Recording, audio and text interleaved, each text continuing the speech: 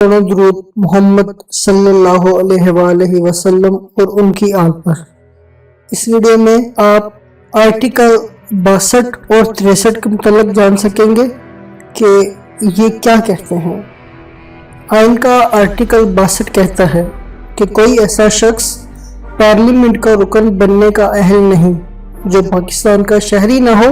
ضروری ہے کہ رکن پارلیمنٹ اچھے کردار کا مالک ہو، اسلامی تعلیمات کا خاطر خواہ علم رکھتا ہو، اسلام کے مقرر کردہ فرائض کا پابند ہو، اس نے کبھی گناہ کبیرہ کا ارتکاب نہ کیا ہو۔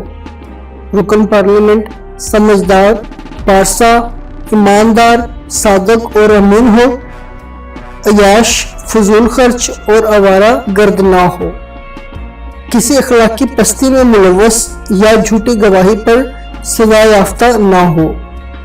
آئین کا آرٹیکل 63 کہتا ہے کوئی شخص فائز العقل ہو یا کسی مجاز عدالت نے اسے قرار دیا ہو تو وہ پارلیمنٹ کا رکن نہیں بن سکتا۔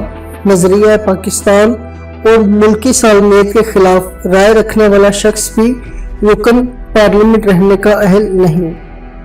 مسلح افواج اور عدلیہ کی تذلیل کرنے والا شخص بھی آرٹیکل 63 کے دائرے میں آتا ہے۔